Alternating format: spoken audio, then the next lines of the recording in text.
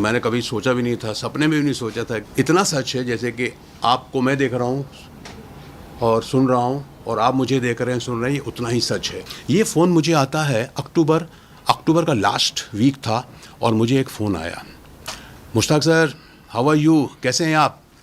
तो मैं अच्छा हूँ, कौन बोल रहा है? राहुल सैनी बोल रहा हूँ सर, पहचाना? नोएडा में मिले थे। अब सर मैं हकीकत बता रहा हूँ और नोएडा में मुझे हाँ कहना पड़ता है, ये हकीकत है। और मैं क्या, मैं सारे लोग ऐसे बोले हाँ हाँ हाँ, हम लोग बोलते हैं ना हाँ हाँ हाँ, या हाँ हाँ पहचान। अब इसके अलावा आप क्या बोलेंगे? हाँ बोलिए बोलिए, क्या बात है? सर एक हमारा एक अवार्ड शो है, हमको अवार्ड देना है, लोगों को सम्मानित करना है, उन लोगों को जिन्होंने अपने अपने फील्ड में ऐसा ऐसा काम है। उसमें डॉक्टर्स भी हैं, उसमें आर्मी पर्सनस भी हैं, कुछ खिलाड़ी भी हैं, तो ऐसे ऐसे ऐसे हैं जो अब बुज़ुर्ग हो गए हैं, तो हम उनको सम्मानित करना चाहते हैं। मैंने कहा चलो ठीक है ठीक है ठीक है। मैंने कहा कितने कितने लोगों को करना पड़ेगा? सर ऐसे ज़्यादा कुछ नहीं सर, कम से 25-30 लोग होंगे हैं, और एक छोटा सा गेट टुगेदर है सर, ये होगा, आपको आना है। मैंने कहा यार देखो ये बताओ तुम्हारा बजट क्या है? तो उसने बोला कि सर हमारा बजट 50,000 का है। नहीं यार, मैंने कहा ये 50,000 तो कम है। वो मैंने कहा कम से कम 1 लाख रुपए होना चाहिए। सर 1 लाख रुपए तो ज़्यादा हो जाएगा, ऐसा है वैसा, आप कीजिए ना कर सर प्लीज़। सर आप हार्डली 1 घंटे में आप स्टेज में नहीं रहेंगे, हार्डली 1 घंटे में आपको हम फ्री कर देंगे।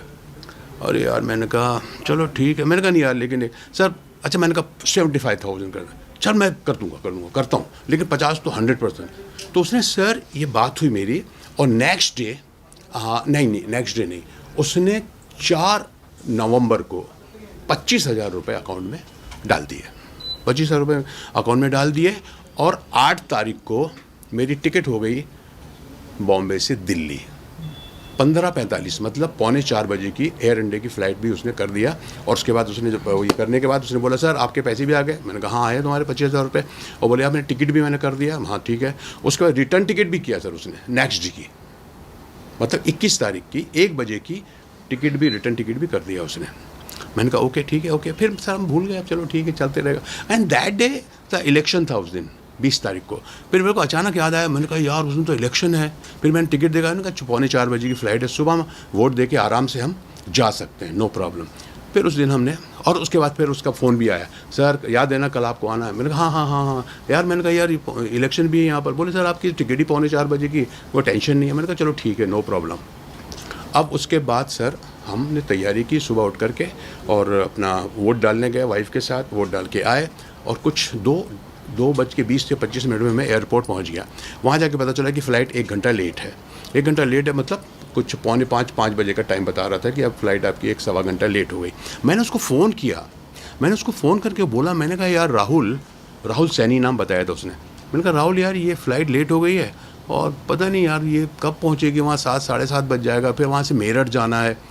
सर कोई प्रॉब्लम सही, 1.5 से 2 घंटा लगेगा सर आपको। अरे मैंने कहा नहीं यार, मैं दिल्ली इतने बार आया हूँ, दिल्ली से निकलने में 1-2 घंटा लग जाता है यार, और फिर वहाँ से मेरठ जाना। मैंने कहा 3 साढ़े 3 घंटे से कम नहीं लगेगा, और फिर वहाँ पहुँचूँगा कब मैं यार, 7-10 साढ़े 10 बज जाएगा शो। तो मेरा ये कहने का था यार, वो ये कह दे मुझे कि सर ठीक है फिर बाद में देखते हैं कुछ, लेकिन वो ये कह रहा था कि नहीं सर आप टेंशन मत लीजिए, आपको तो आपका मैं लास्ट में एंट्री रखूँगा, है ना, आप 11 बजे तक भी आएंगे मेरे पास तो नो प्रॉब्लम, क्योंकि मैं आपको, और ज़्यादा नहीं सर, मैं कहता हूँ 20-25 मिनट में आपको कुछ लोगों को अवार्ड देने के बाद मैं आपको छोड़ दूंगा। मुझसे एक गलती हो गई कि यार मैंने ये नहीं पूछा कि तू होटल कौन सा किया तूने। अक्सर क्या होता है सर, हम लोग पूछते नहीं है, चलो ठीक है यार, अच्छा ये होटल देंगे, प्रोग्राम में चले जाएंगे। इस तरह से मेरी फ़्लाइट लैंड हुई वहाँ पर कुछ 7 बजे लैंड हुई। उसके पहले ही उसने मुझे एक नंबर दे दिया था, उसका नाम था मनोज सिंह। उसका नंबर दिया था, सर ये ड्राइवर है जो आपको पिक करेगा, इसका नंबर ये है, जैसे ही आपको लैंड होंगे तो वो आप उसको फ़ोन कर लीजिए, या वो आपको फ़ोन कर लेगा। जब आप जैसे ही आप लैंड होते हैं वैसे ही आप मुझे उसको फ़ोन कर लीजिए। सर मैं वहाँ पहुँचा कुछ 7 बज गया था, निकलते 7:15 बज गया, 7:30 बज गया था। फिर मैंने उसको कहा कि मैं आ गया हूँ। फिर उसका भी देखा, मैं बात करते मैं बाहर से गेट से निकल रहा हूँ, और उसने हाथ हिलाया कि सर मैं यहाँ पर हूँ। बोले ये गाड़ी जो है ना, ये आपको जैन सिकंजी स्टॉल तक लेके जाएगी। मतलब वहाँ है क्या शो? मैंने नहीं बोले वहाँ तक लेके जाएगी, वहाँ से आपको दूसरी गाड़ी पिक करेगी। तो मैंने, अच्छा वहाँ भी मेरे को कुछ शक नहीं हुआ सर, फ्रैंकली स्पीकिंग, होता है कई बार। मैंने कहा क्यों यार ये गाड़ी क्यों नहीं? बोले सर वो गाड़ी वहीं तक हमको मिली है, मैं अपनी गाड़ी भेजने वाला था लेकिन मेरी गाड़ी ख़राब थी, तो वो मैं भेज नहीं पाया, लेकिन अब मेरी गाड़ी ठीक हो गई है, तो ये गाड़ी मेरे को वहीं तक मिली। उसने कहा सर मैं इसके आगे नहीं जा पाऊँगा, तो वहीं तक हमने इसको हायर की है। वहाँ से दूसरी गाड़ी आएगी, ऑलरेडी आपके पहुँचने के पहले वो गाड़ी तैयार रहेगी, वो आपको पिक करेगी और मेरा बंदा जो है ना वो आपको ड्राइवर लेकर के आ जाएगा। और सर गाड़ी रुकी, और गाड़ी रुकी, जैसी गाड़ी रुकी ठाट एक राइट से लेफ्ट से 2 आदमी ठाक से आए और ये गन। I was shocked. क्या भाई, क्या हुआ, क्या हुआ? चुप, आवाज़ नहीं निकालना नहीं तो चल जाएगी। अरे मैंने कहा क्या मजाक, मुझे लग रहा है मजाक हो रहा है, मुझे लगा क्या कर रहे हैं। अब देखिए साहब, वो जो बीच वाली सीट जहाँ मैं बैठा था, ऑलरेडी एक आदमी बैठा था, अब इधर से एक आदमी और आ गया, इधर आदमी 2 आदमी, अब यहाँ 4 हो गए, 4 के बीच में हम 2 हैं अंदर।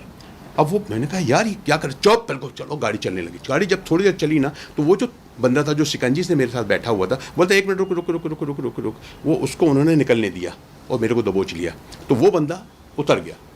अब हम लोग जो है, मैं बीच में हूँ और इधर ये है, इधर ये है, सामने वही ड्राइवर जो वहाँ से दिल्ली से लेके आया था, सिर्फ गाड़ी चेंज किया और वो आदमी। इस तरह से हम लोग वहाँ से चले। वहाँ से चलने के बाद सर उन्होंने मेरे को चलते रहे और कुछ देर के बाद उन्होंने मेरे को चादर डाल दिया और बोल तुम सो जाओ यहाँ पे, बिल्कुल सो जाओ, नीचे हो जाओ, कुछ मत करो। मैंने कहा बस बात नहीं करो बस। मैंने देखा एक 10 बाई 10 का रूम था जो चारों तरफ से बंद था और मेरे सामने कम से कम 6 बंदे थे। मैंने कहा क्या चाहते हो आप लोग? बोले चाहना क्या है, बस पैसा चाहिए, 1 करोड़ की डिमांड कर दी। और वो ट्राई कर रहे थे कि पैसा कैसे आएगा। वो एक आदमी जो था, जो थोड़ा बहुत जानकार था इसका, बाकी लोग तो सब मुझे ऐसे ही लग रहे थे। एक था, बोले यार तेरा पैसा कैसे निकलेगा, ये तो ऐसा तो निकलेगा। उनका ये था कि कैसे पैसे आए जो हमारे नाम पे ट्रांसफ़र ना हो, कहीं कैसे किसके कैसे क्या करे, तू कैश कर। पता नहीं कहाँ से हिम्मत आई, पता नहीं। बस उठा मैं, निकलो यहाँ से, जो होगा देखा जाए। और मैं ये भी देख रहा हूँ कि अगर मैं पकड़ा गया तो मेरी खैर नहीं। 2 यहाँ हैं और नीचे 4 या 5 लोग जो भी हैं, 6-7 थे जो, और गन है, सब चीज़ें उनके हथियार सकते। पुलिस की तरफ से मुझे कहा गया है कि सबसे पहले तो जो भी जैसे भी ऐसा फ़ोन आता है तो आप उनसे पूछो कि भैया तुम मेरा आधार कार्ड मांग रहे हो टिकट के लिए, आप अपना आधार कार्ड दो पहले, कि आपका आधार कार्ड आना चाहिए, आपका उसमें एड्रेस वगैरह सब, आधार कार्ड अगर आ जाता है तो सब कुछ जाएगा। ये जो प्रोग्राम है ये कहाँ कर रहे हो आप? तो बोले कि साहब ये प्रोग्राम हो रहा है यहाँ, आप उनका एड्रेस दीजिए, उनका पता दीजिए। उसके बाद अगर हो सके, और बल्कि करना चाहिए कि उस एरिए के पुलिस स्टेशन में आपको इन्फॉर्म करना चाहिए कि साहब यहाँ ऐसा एक शो हो रहा है, मुझे बुलाया जा रहा है, मैं वहाँ पर आ रहा हूँ।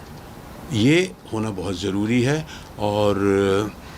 और अगर हो सके और पॉसिबल हो सके तो अगर आप इस तरह के प्रोग्राम में जा रहे हो मेरे साथियों, तो ये कोशिश करो कि आप जब एयरपोर्ट में जाते हो तो आप उनकी गाड़ी में मत जाइए। उनको ये बोलो कि भैया मेरा वहाँ पे दोस्त है, या मैं ओला करके आ जाऊँगा या कुछ भी करके आ जाऊँगा, जो भी उसका पेमेंट होगा, जो भी उसका बिल बनेगा, मीटर होगा, वो आप दे देना। और मुझे होटल का बता दीजिए और होटल का पता लीजिए, क्योंकि आपको डेफिनेटली होटल देते हैं, हर कोई देता है होटल का मुझे पता बताइए। होटल में हो सके तो उसका नंबर भी मिल जाएगा आपको। उस होटल के वाले को फ़ोन कीजिए, क्या मेरे नाम का इस तरह का रूम कुछ बुक है या नहीं है। और जैसा कि मैंने कहा कि आप एयरपोर्ट से उतरने के बाद आप अपने ही कैब पे जाइए वहाँ पर अगर हो सके तो। और कोशिश कीजिए कि सबसे पहले कोशिश कीजिए कि जो बंदा आपको बुला रहा है, आप उसको कितना जानते हैं।